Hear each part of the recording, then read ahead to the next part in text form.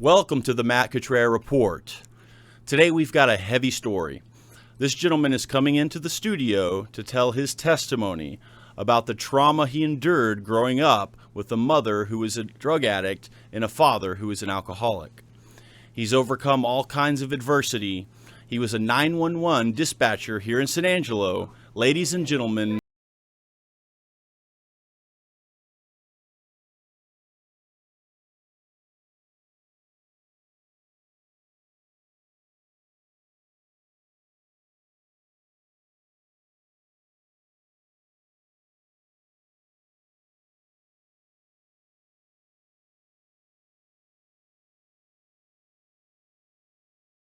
coming on, man. It's a pleasure to have you. Thank you for having me. Absolutely. So Matthew has a very interesting story. Two parts, really. And the first part I'm just going to mention a little bit. So something happened in his life. He was an emergency 911 dispatcher here in San Angelo. And he ended up quitting his job and felt called for several reasons to become a wellness speaker / coach and an aspiring author. Almost done with your memoir, biography / biography, like 90% done with it, right? Yeah, absolutely. And so when Matt reached out to me, we met at Cold Smoke, and man, I sat down across from you, and I could just tell, dude, looking at you, that you just had something you were ready to get off your chest. And boy, was I right about that. Because what's funny is, like, some people, when they contact me and they are maybe interested in coming on the show to share a message, they'll say that, and they'll say exactly what.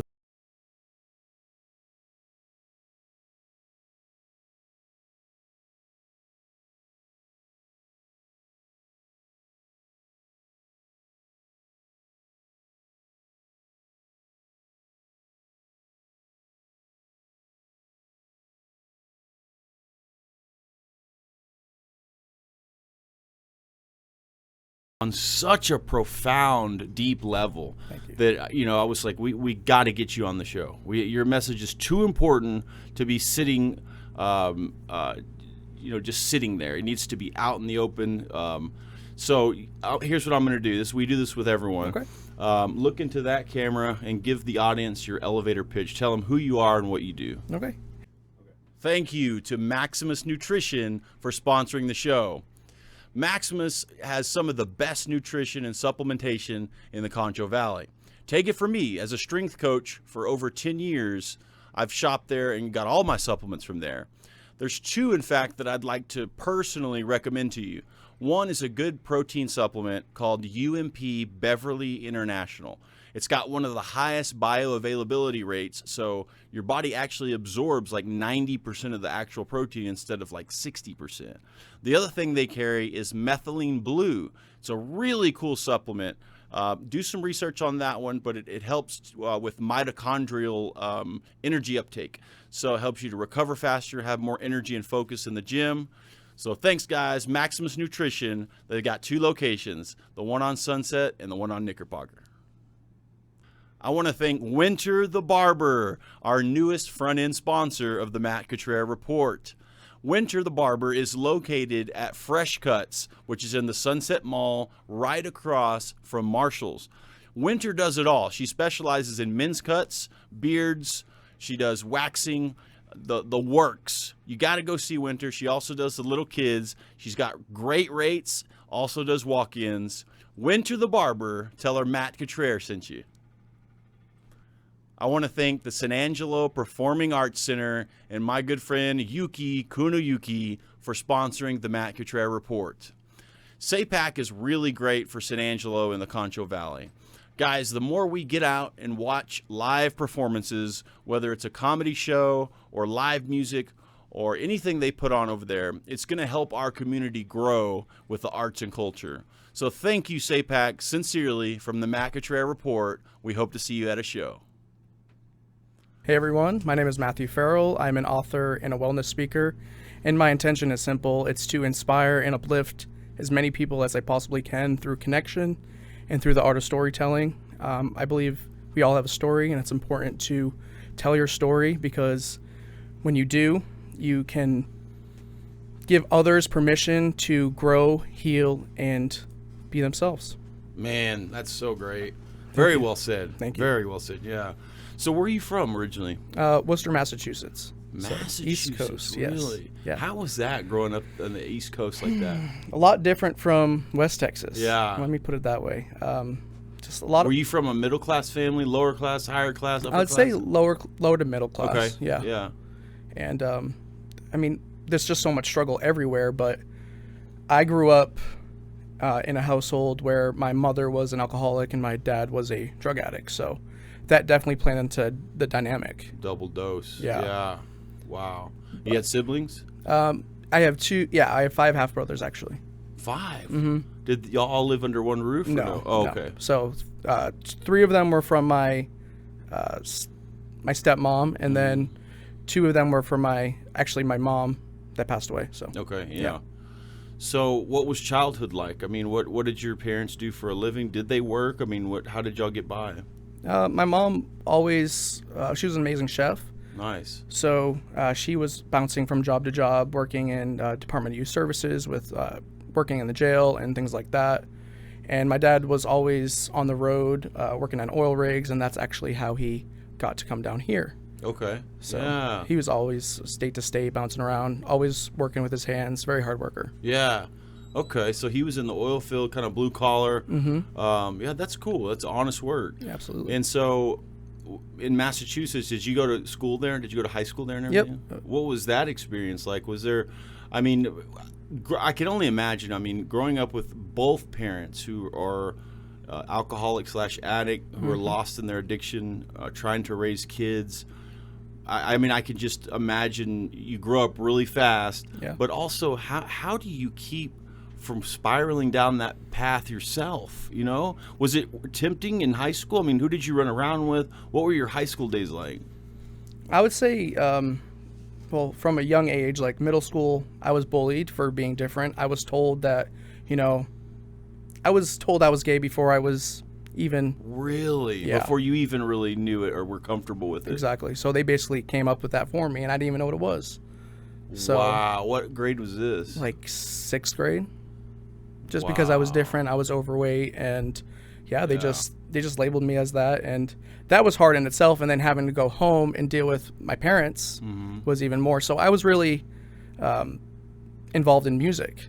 So Okay, music was a cool. big part of me growing up, and it was just really like the soundtrack of my life. Yeah.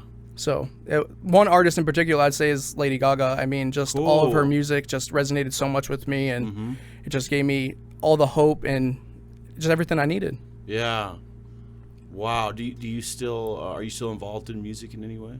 I still listen to it heavily, Yeah. and I love the Grammys. The Grammys are on Sunday, and I just Yeah. love the Grammys. Cool. Anything music I'm into. Me and my husband are Yeah. big music lovers. Nice. Yeah. Cool. So you graduate from high school in what year? 2016. 2016. Okay. You're young, dude. Yeah. I know. But I bet you have an old soul, as they say, been through a lot. So what happens after that? After you graduate, did you leave immediately? Or? Well, right before I actually graduated, that's when my mom passed away, and she passed away from cirrhosis of the liver.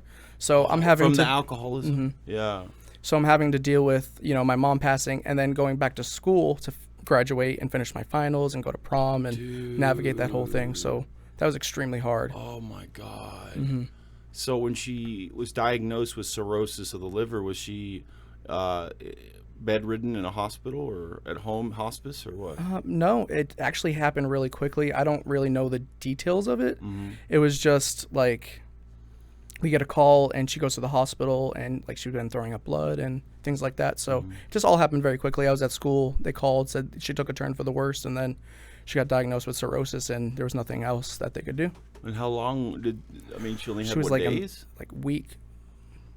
Oh God. So I don't know if like something happened behind the scenes when she was home and she just was like, I'm done. And Yeah. I really don't know everything like that, but Right. it happened very, very quickly. Were you able to be there with her when she passed? I chose not to. You did? How come? I just because she was already in a coma. So like Okay, I see, she didn't know I was there. I mean, people can say that, oh yeah, she knew you were there and things, but I didn't think she knew. She was already gone in my eyes. So when my stepdad asked me if I wanted to stay, I said, no, I don't want to see her like that. But it was already too late, because even 10 years later, that's the flashback I get still, you know, her in the hospital with the machines and everything like that. So it's still extremely hard, but yeah, you know. Wow, man. I can understand that. Like I can, like being present when somebody passes away is a very intimate and unique experience. And I feel like there are times when it's appropriate and maybe healing in a way, you know. I know it was for me, like when my grandmother passed, it was very important. I felt like it was very important to me that I was there, you know. But in your situation, I could see where that might just be damaging for you. You know what I mean? I understand making that choice to not want to see her that way, not see her go out that way. She's comatose, doesn't know you're there. But man, what it must be like to boom, like that, your mom is gone, right? Yeah. She's gone. That part of your life, that unconditional love you received from her, is off the face of the earth and will never return. What did that feel like to you? It's really hard to put it into words, but like what I say all the time is like it just ripped me right out of childhood and put me right into adulthood. You know, it like that was my first like taste of adulthood. And that was. How did your life change when she passed? Every way. I mean, I went inwards. That's when I really started to party and drink and hang out with the wrong people. Yeah. And just trying to numb myself. And I did that for about a year. And then it kind of manifested itself into a panic attack. And I'll never forget it, because I was working at the restaurant that I worked at. And funny enough, I mentioned this in the book. That's the restaurant where I worked was the one where I wrote her obituary with all of her sisters. So it's kind of weird how you end up in the same situation. Before you worked there? Yeah. Oh, wow. That is I actually weird. mentioned that in the book. So crazy. Yeah. But. Wow. And so you kind of, I mean, she's gone and you start kind of delving into the partying scene. And are you using drugs or anything at this point as well? Occasional marijuana usage. Okay, yeah. But nothing hard. Heavy? Yeah. People offer it to me, but I was like, I don't think I should do this. Yeah, you know? right. And so what was your dad doing at this point? He was struggling with his own addiction, right? Yeah, he's struggling with his own addiction. And funny enough, actually, after my mom passed away, I actually went to his house, not knowing, like, grief does this thing where, you know, it doesn't put you in comfortable situations after, and there's no handbook with grief. Man, that's the truth. So I went to my dad just because he's my dad. Yeah. And he was actively using, he was not in the right place to even like console me. Right. And I'm not there, you know, I'm there to be consoled and like told everything's going to be okay. But yeah. We just sat in this awkward silence. And that's also, you know, in the book as well. So you show up, your dad's here? No, it was just Massachusetts. Oh, you show up to your dad's, and your mom had passed, and you're looking for some kind of connection, some kind of, like you said, consolement to process this grief with the closest person in your life, you know, that knew your mom very well, and he can't provide any of that to you. Because he was actively using. He's probably so numb to it, you know, and you're like ready to try to at least try to process some of that, dude. You probably felt alone, like very alone, because who else are you supposed to do that with? I mean, yeah, like for me, I can say, you know, it's one of the best things I did, and I wish I would have done it longer, but I saw a grief counselor that was offered through hospice, which was great, and I learned about grief and how everybody processes it and deals with it and heals differently in the 5 stages of grief and all that, you know, and so it helps to have somebody to talk to about that. So what did you do if you couldn't talk to your dad about it? I mean, what about your siblings?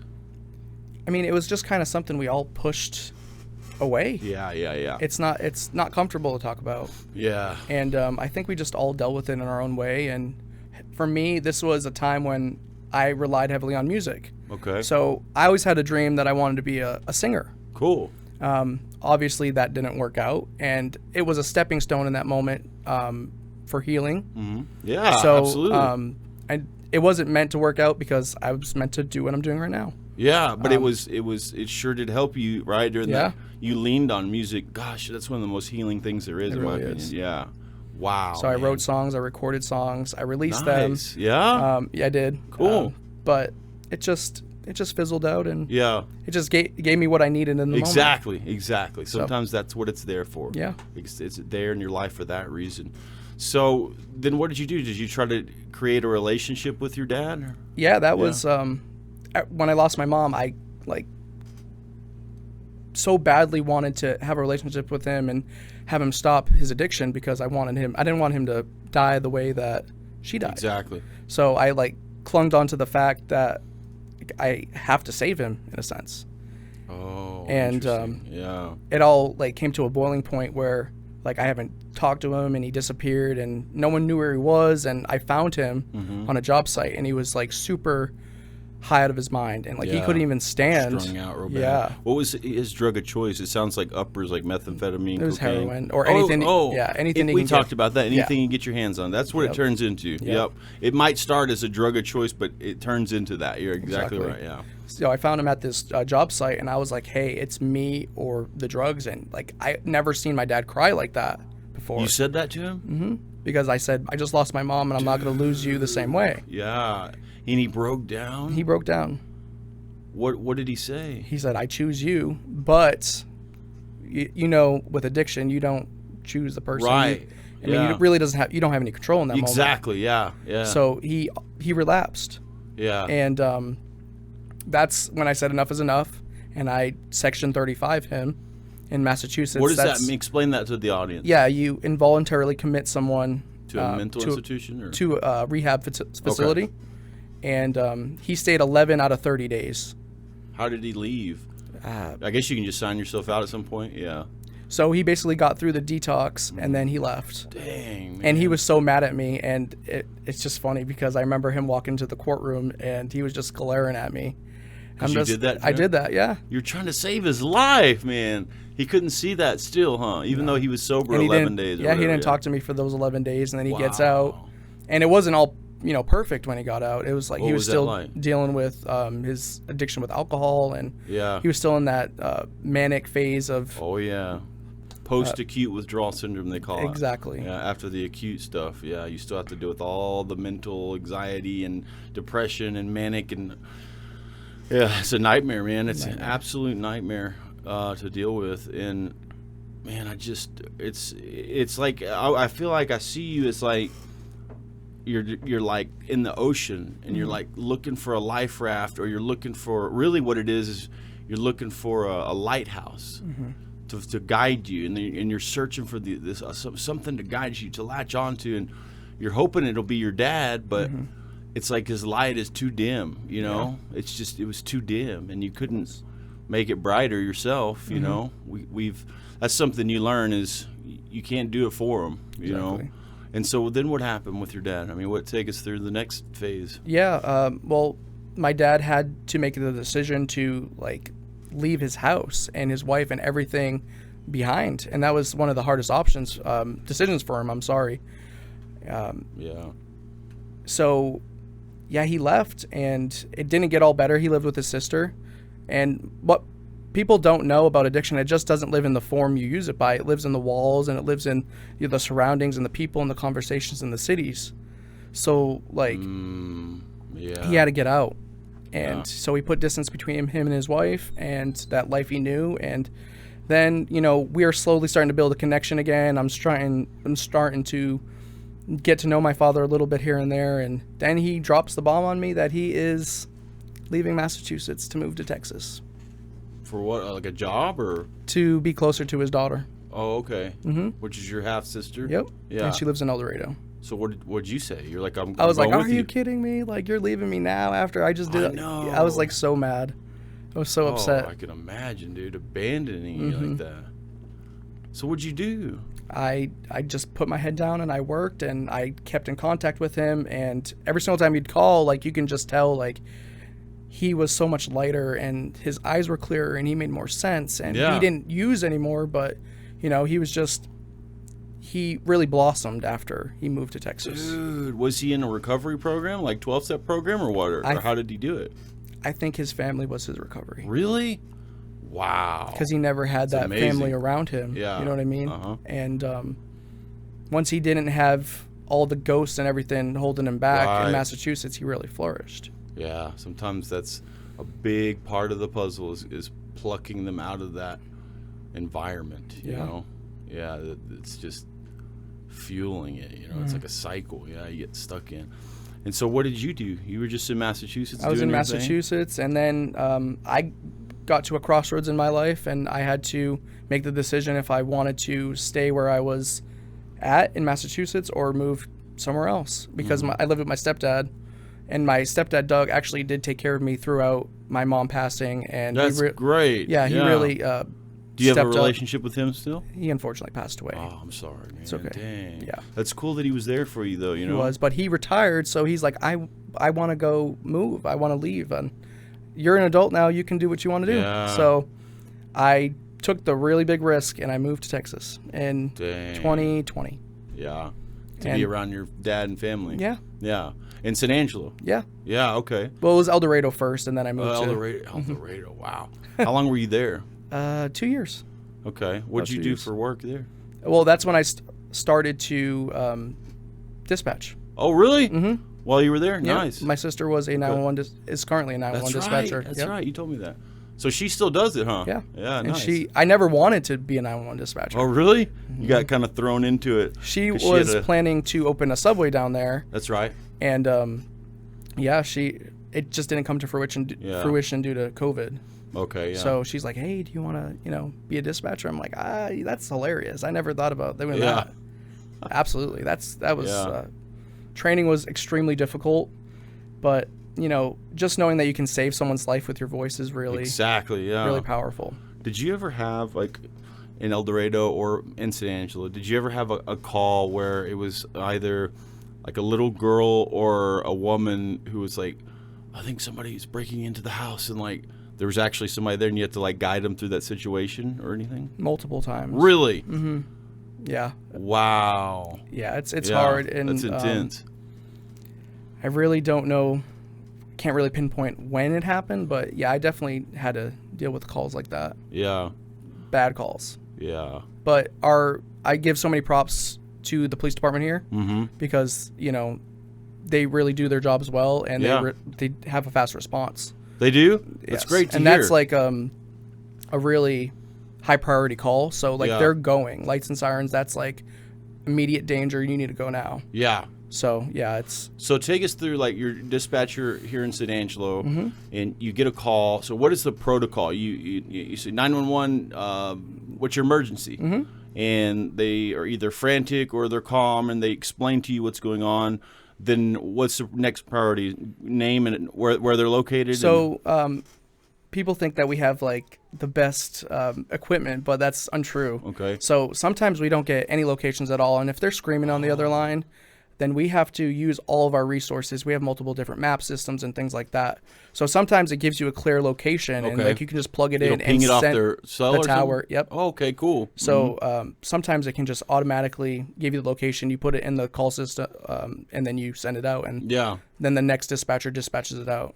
Okay. So there's like 5 or 6 people in the room at one time. So usually a Wow. call taker, someone working fire and medical, someone's dispatching the officers to the calls, and then there's wants and warrants. So someone's entering warrants and things like that. Warrants, really? Yep, warrants, missing juveniles, things like that. Okay. Well, did y'all get a lot? What about missing persons? Oh yeah, there's so many missing people. Really?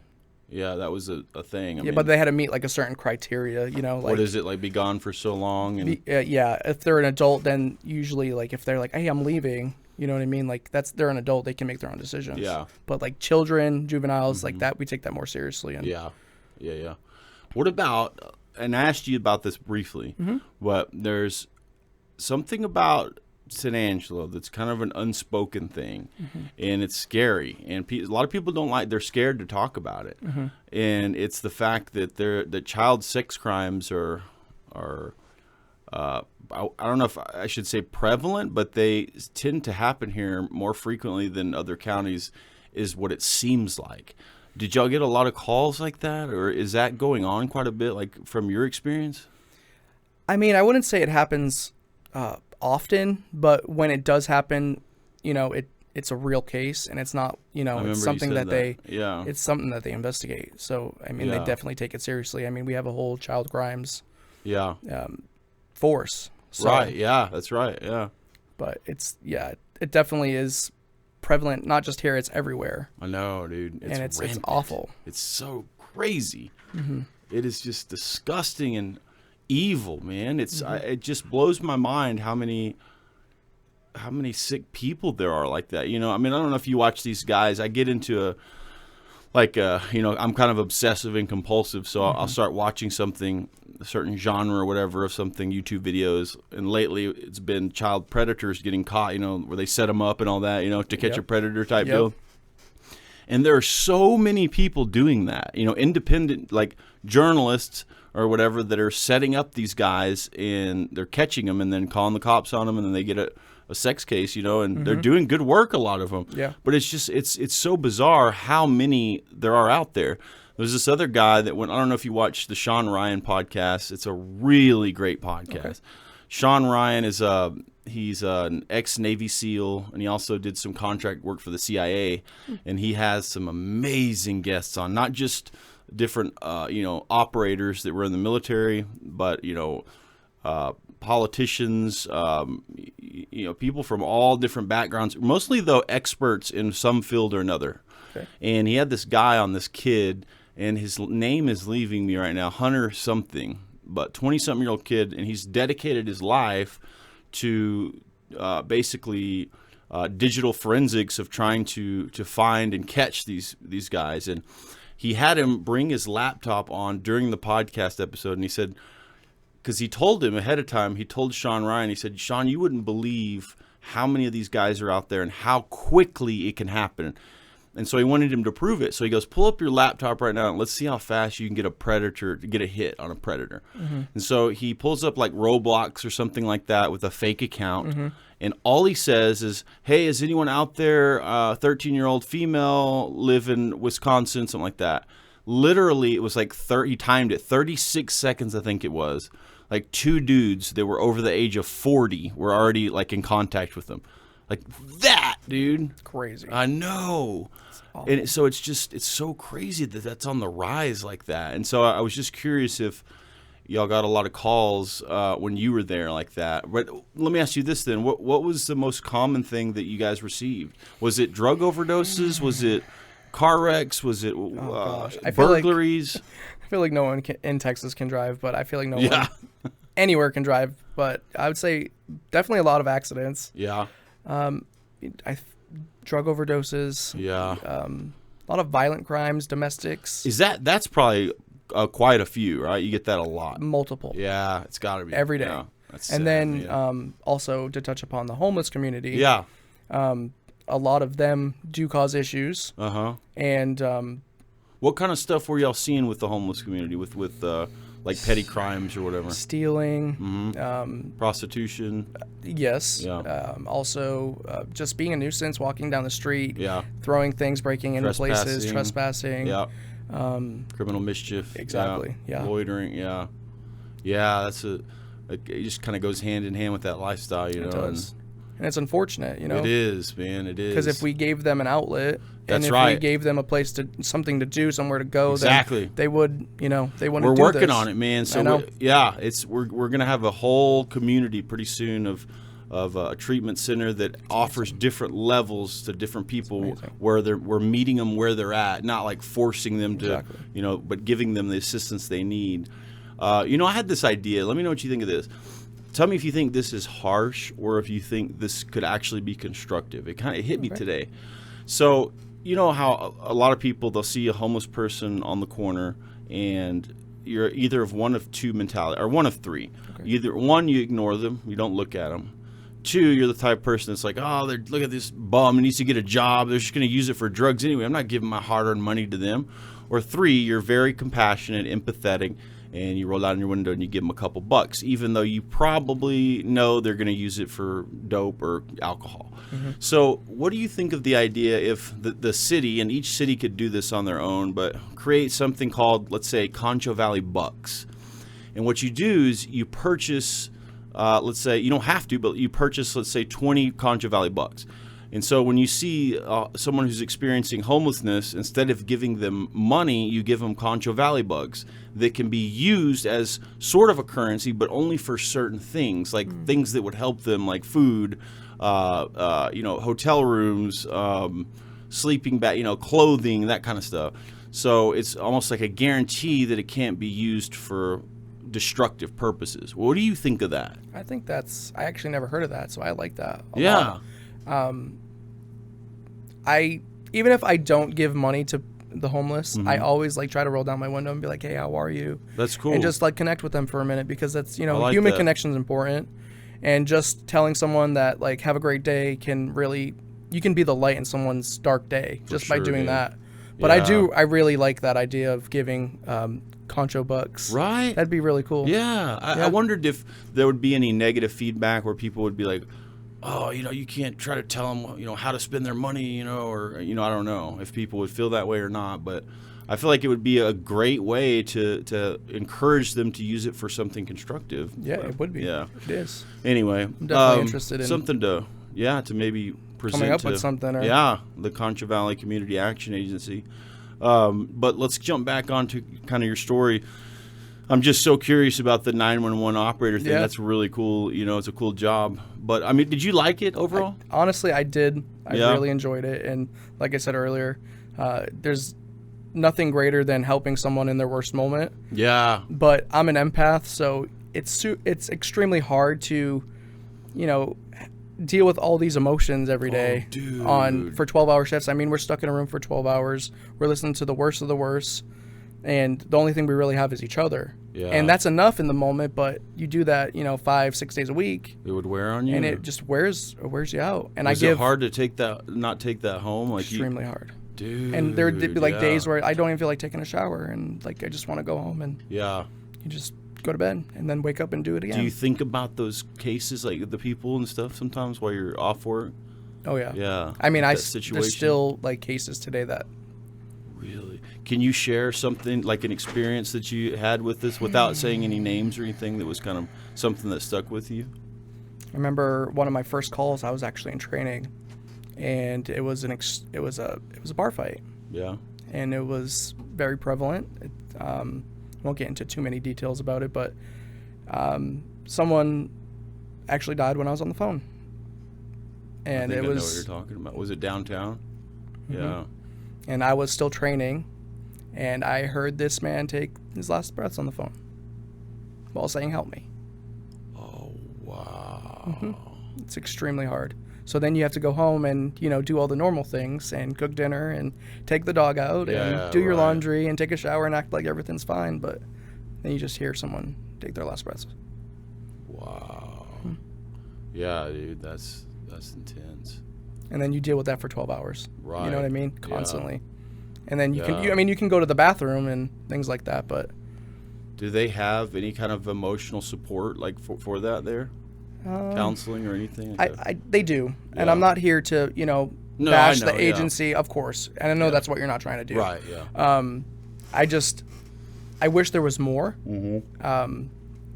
I would definitely like to actually help them have more resources available for their dispatchers. Mm-hmm. Yeah. And I know they're working on it. It's a work in progress, and you have to get the funding, so I understand. But there's so many places or dispatch centers that have mental health rooms or decompression rooms where after you have a really bad call, you can go and decompress and talk to somebody, and someone will come in and say, "How are you?" I think we need that here because it's constant. They get put through so much here and everywhere. So yeah, for sure. To all my San Angelo dispatchers, you guys are doing an amazing job. Thank you so much for what you do. Yes, absolutely. You guys are amazing. SAPD as well. I think that's really cool and encouraging to hear that the response time is so fast here. Like you said, that's pretty cool. Thank goodness for that. Absolutely. Yeah. Oh man. So tell us about back to your personal life then. You're working there in San Angelo at 911, and what's your relationship with your dad like now at that point? It was amazing. I mean, after a while working in El Dorado, I was like, okay, I met David, my husband, and he offered me to move in with him, and everything changed at that point because my dad got in a relationship with David, and my dad was just flourishing. But in the back of all things, my dad's health started to decline. Okay. So I was working at dispatch, coming home, taking care of my dad. And late night ambulance calls, hospital stays. He had a triple bypass. Everything happened so quickly. What was going on with him? Why was his body shutting down? He had COPD. Oh, that's right. And then he had brutal. The triple bypass. So after that, everything just went downhill. Wow. A year after the bypasses, he passed away. Yeah. Because that was invasive surgery. So. Yeah. After the bypass, was he ever able to function normally again, or was he bedridden? No, he had so much passion for life. Oh, okay, yeah. Yeah, he definitely got back on his feet, but he definitely was slowed down a lot by it. Yeah. He loved to garden, and that's why I have my tattoos. Dude, show your tattoo. So this camera right here, we can get a shot of it. So this was the first one. Me and him always used to have a I love you. So we always did that for each other, and I put the ivy around it because he loved to garden. And then this is the tree. This tree is symbolic because when we were younger, when I was younger in our childhood home, we actually planted a tree. So this is actually the cover of my book. And I love that. Yeah, that's why I got it. And my book's there. It's beautiful too, just such great detail. Shout out to Jill from Lucky Hand. She's Lucky incredible. Hand, yeah. Nice. Of course you can. Yeah, thank you. Yeah, we might get that's probably what he's doing, a video for some B-roll to insert as we're talking about it. Thank you. Cool. Yeah, it's beautiful. And we'll circle back around to that in the book and how that ties in with the title and all that. Of course. Yeah. So having already one parent you lost, from this sudden rapid cirrhosis that, took your mom out like that, and not even having time or resources to deal with it the right way. And now your dad, he's sick and he's rapidly declining, like you said, and you'd met your husband at this point. Were you all married already? When my dad was declining. Yeah. No, we weren't married yet. We got married in 2025. Okay, cool. And how did your dad feel about you and your husband, you being gay and all that? Did he ever have an issue with that or anything? No, absolutely not. Yeah, So he and David had a good relationship? Absolutely. That's cool. Yeah, I never trusted my dad to know that part of me until he got sober. Oh, wow. So it was always hidden, even when I was in El Dorado. Okay, yeah. So 2020, 21, 22. Yeah. We officially started dating in 2022. So yeah, until he got sober and I had a relationship with him, that's when I said, I'm gay and this is who I am. What did he say? He's just like, I kind of knew anyway. Yeah. So I feel like they always kind of know, you know what I mean? Yeah. Not that So it wasn't a big deal at all? No. Yeah. He's like, I love you, and it is what it is, Yeah, that's cool. I love that, dude. And so, man, what was it like taking care of your dad, for you and David? I mean, was it a strain on y'all's relationship? Well, I wouldn't say it was a strain. It was definitely just more worried about him, making sure that he got the care that he needed, and that's when hospice stepped in, and because I was still working shifts at dispatch, so I couldn't really take more time off. Yeah, because I was already taking weeks off at a time. Yeah, to go to Austin, watch his surgeries, and then he got placed on hospice, and I took care of him for a month or two, and then he just started rapidly declining. Man. So me and my sister made the decision to put him into a nursing home in El Dorado, and they were just so amazing, and they took awesome. Great care of him while he was there, and that's where he passed away. Give him the care he needed. Yeah. Wow. And so when he passed, did you get a phone call or what? Well, the night before, he kind of was still, he was declining, but he was still talking, so we weren't really sure. They didn't give us an accurate timeline. And the hospice nurse really can't say. They say that he is declining, and he's taking shorter respiration, things like that. But it was weird because I woke up at 3 a.m, and I was like, something's wrong. And then my sister calls me, and then that's when she told me he passed away. Really? It was 3 a.m. So it was kind of like he woke me up. Yeah. It was strange, but... Tell us, what did you feel like in that moment? Relief. As an orphan, no. Relief. because he was in so much pain, man. and he finally had Suffering. that relief. So I was just like, God, yeah. thank God that he. Oh God, I can just COPD. Like was in the hospital for COVID, and a blood clot really, and I got to where I couldn't breathe, and so I know what it's like not to be able to breathe. And it's just, I just wish that on no one, you know what I mean? So I understand that, how it was you were relieved, you know, that he wasn't suffering anymore. How long did he have to suffer? Like, hopefully not too long. I mean, it was less than 6 months. But dang, still, yeah, that's a long time. So yeah, I get that feeling. Were you like profoundly sad or? I wouldn't say I was actually that sad. I mean, I was sad that he's no longer with me. Yeah. But, you know, he gave me so much knowledge while he was here. Yeah. I'm just so grateful that I got to experience his greatness and help him flourish. Yeah, for sure. And I'm proud to say that he wasn't taken by his addiction. So I kind of ended that's that the in his coolest tracks. thing. You know what I mean? Yeah, that is the coolest thing. Yeah, that he was able to beat it, man. He was able to beat it before he passed, and he died sober, and I think that's incredible. I think that's incredible. So that would make me smile, dude. You know, and just make me have a sense of peace about that always. So that's cool. So then, what was life like for you and David after that? I mean, well, we moved. Where'd y'all go? We just moved down the street. We bought another house, but we just figured it was a larger house and it needed a lot of work. So we're just like, let's get out of here and let's just start fresh. So that's when we moved, and life's been great ever since. I mean, really, I'm just acting on what my dad would want to do, because my dad told me multiple times he wanted to inspire people and help people and just let them know that they're not their addiction and they're not their trauma. Wow, that's cool. So I'm truly living out his message and his dream by his legacy. Yeah. Oh, dude, I love that. Yeah. Carry that legacy, man. Yeah. Love it. Oh, dude, that's cool. It gave me goosebumps. That's really cool. So after that happened, you're still working at 911, and then what compelled you to quit your job? What happened? Well, it was in November. I planned a surgery. I actually had a muscle hernia in my leg. Yeah, so that's right.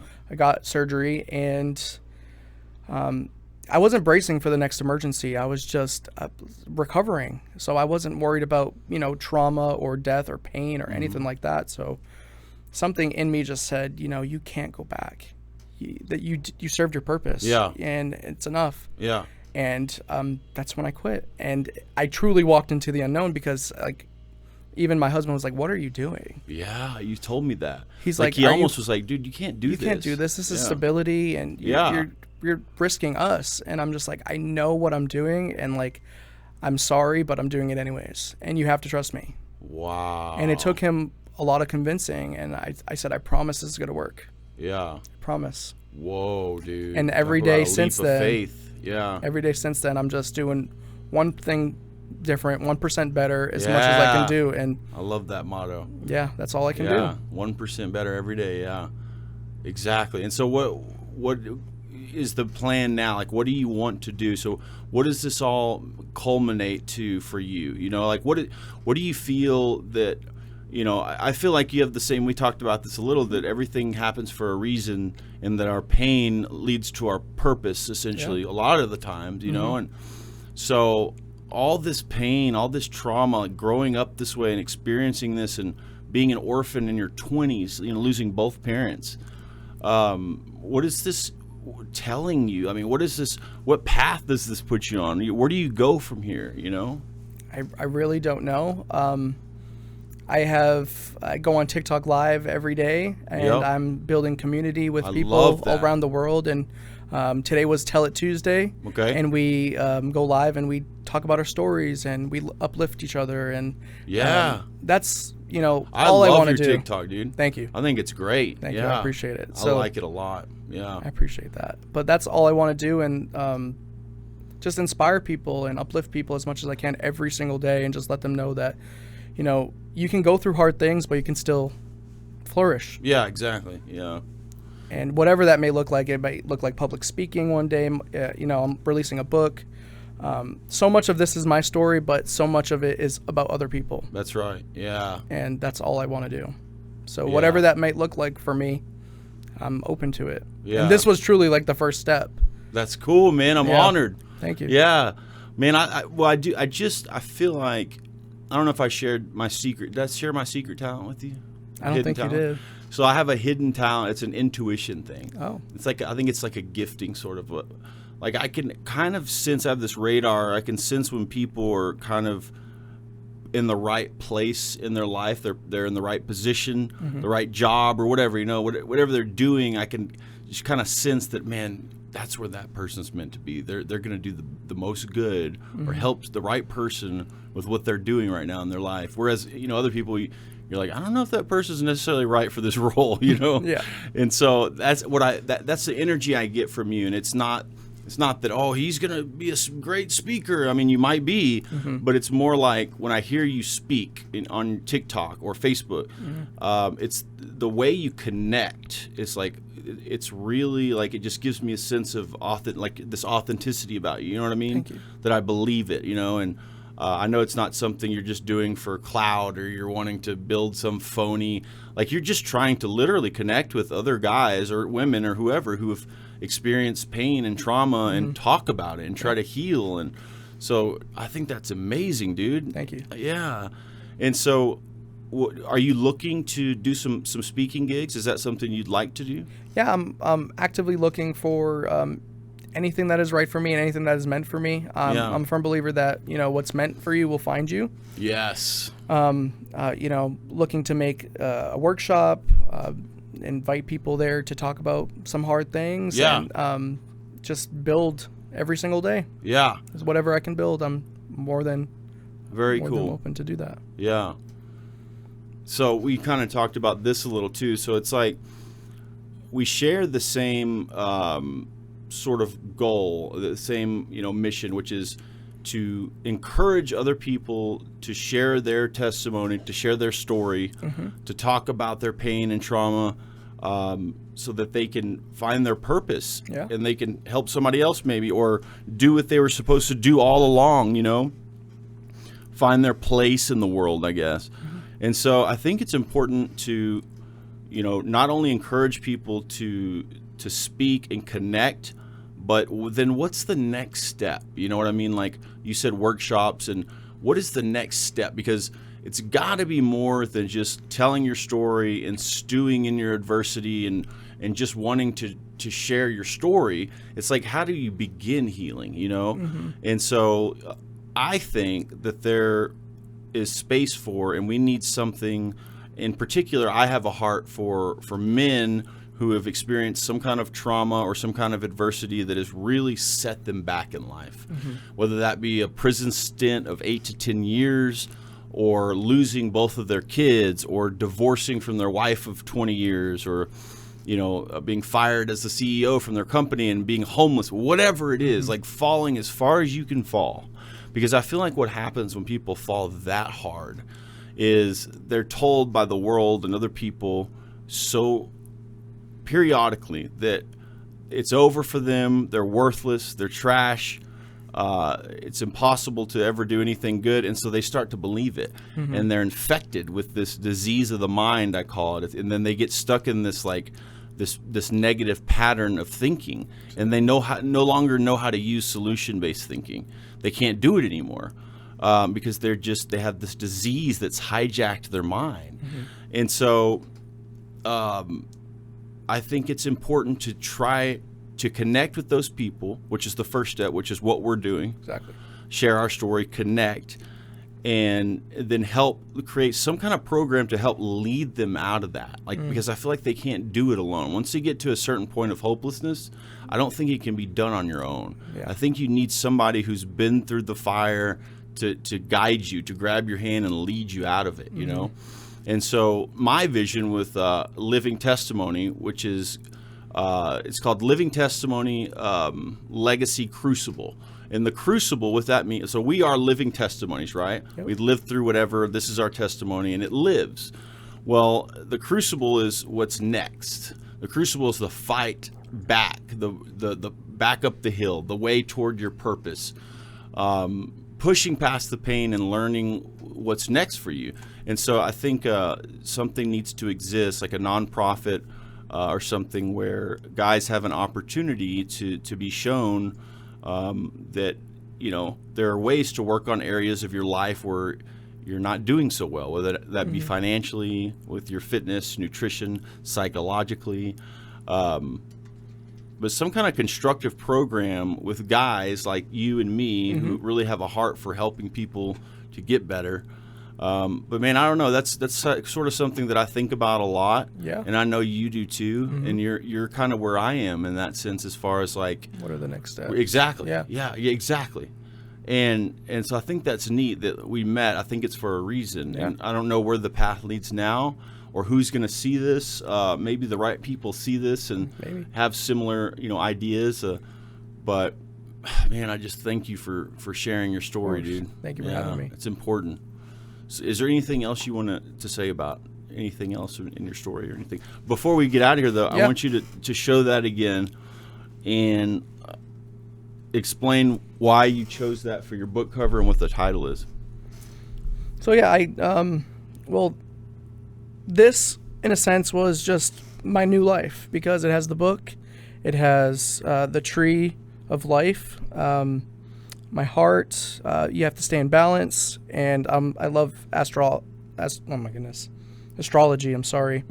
And yeah, so me and my dad planted a tree like when I was super young. I was like 3 years old. Maybe a little bit older. I'm sorry. 4 years old, 5 years old. You remember this? Yeah. Pretty clearly? Yeah. And for some reason, I don't know why. The tree is still up. It's huge now. Is that your earliest memory or no? One of my earliest memories, yeah. Interesting. So we planted a tree in front of my childhood home, and for some reason it just embodies me and my dad so well. So it's my book cover, and The I don't title. know. The title's And Still I Grew. And Still I Grew. Yep. And still So I no grew. matter what you go through in your life, you can still grow past it I and love that, dude. become the version of you that you were always meant to be. Man. And, you know, trees, they have seasons. You know, the leaves fall off, and you can still be broken and beaten and still become beautiful. That's right, dude. I heard this other quote recently on Soft White Underbelly. Mark. Soft White. You do? Yes. Shut I up, love dude. I Soft White. love that. I love it. I don't know if you've seen the one where the Navy pilot is sharing his story about how he wrecked his F-18. He couldn't pull up. It was a malfunction of the plane. And he's about to hit the ocean and die 2 seconds away, and he ejects at the speed of sound. And it breaks all his limbs, everything. And they ended up finding him in the water, and his parachute was trying to drag him under. They were able to cut him free. And of course, they told him when he was able to wake up from a coma that, you know, he was going to be responsible for a $49 million airplane. He'd never fly again. He was going to be kicked out of the Navy. You know, what his wife was going to do, who knows? And so, but he said he had this little ember, this little spark that was, what if I could prove him wrong? And he said, instead of fueling all the negative stuff, he said, because I certainly could have. There was plenty of stuff to latch onto that was like, it's over for me. And I could have buried myself in the medication. Yeah. You know, and he said, but instead I decided to fuel that little ember. And he said, at first I didn't even realize I was doing it, but I started fueling it more and more and thinking, I started envisioning, like, what if I did come back? And I walked in to see the Admiral and had the wings on my chest and was able to fly again. Like, what if? And he imagined it and envisioned it like this miracle. And sure enough, dude, he fought his way back physically and mentally, and he walked in to see the Admiral.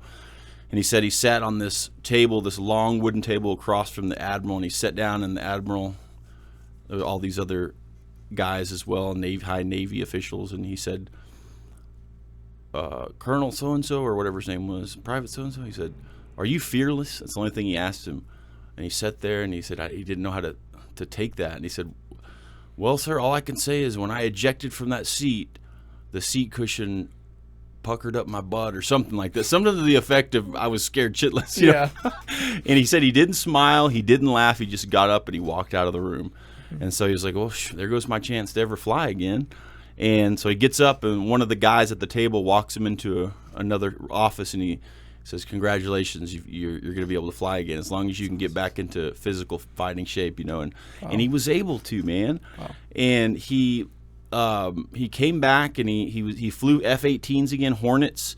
And then he had another incident where the chamber in his airplane was the pressure got so high that when he landed, he had the bends, you know, decompression sickness. And so they finally found out what was going on with him. They had to put him in a decompression chamber. He got out, and he still just wasn't quite right. And so then he developed sort of a mental fog.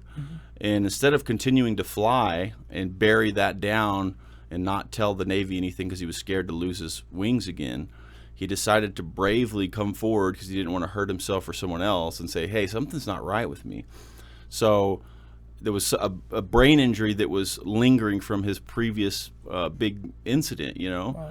And so the VA started putting him on all these medications. Instead of dealing with the root cause, they were just trying to blanket the symptoms, you know, cover up the symptoms like a Band-Aid. So he ended up going into psychosis, and it's a whole nother journey he goes down. But I love Soft White Underbelly because it's so raw, dude. You know, it's like people are not afraid to tell like the like their dirt. You know what I mean? It's just so. I love that, man. We need more of that. We really do. Yeah, but I love your book title, dude. I love what you're doing. Thank you. Yeah, I think there's big things ahead of you, man. I think appreciate it. You're gonna make a big difference. Thank you. Yeah. So through what? Oh, I was gonna say, and just know that you're making a difference too. Thank you. You dude. truly do make a difference. Thanks, man. Everything that you post. So. I really appreciate it. Of course. These are the kind of interviews that I like to do most. You Yeah. know, I enjoy all the other fun ones, but the ones that are hard hitting, deep, and real, and just honest. You know, like honest stuff. You know that we all go through can make the most difference. So. Lastly, we do this with everyone. What are 3 things that you're genuinely grateful for right now in your life? I would say I'm grateful for myself, my willingness to persevere on through all the hardship and all the trauma and all the grief and become the person that I am. I'm grateful for connection, and I am grateful for my animals. Awesome, dude. Yeah. Those are good. And where is the best place to reach you if somebody wants to, let's say, hire you for, like, book you for a speaking gig, a motivational speech, some coaching? What's the best place to reach you? TheMatthewFarrell.com. And Nice. It's actually really cool because you can submit your story on my website. So you can, Dude. Yeah. Shut up. you can share your story, and I didn't know that. submit them to a personal Substack, a community Substack, and there's already like 4 stories out. Oh, So you I can love share that. with your name, share without your name, or just share privately with me. Cool. And it's TheMatthewFarrell.com, but I'm on TikTok, Facebook, YouTube, Instagram. It's all linked in my bio, everywhere I am. So Very cool, man. yeah, Cool. Well, I look forward to. I think we're going to connect and do something positive. we're together. going to for sure. Yeah. Cool, man. All right, guys. Well, you heard it here. This was Matthew Farrell, wellness coach, aspiring author, and a guy who's been through just some real hard stuff. Don't be afraid to share your story, guys. It could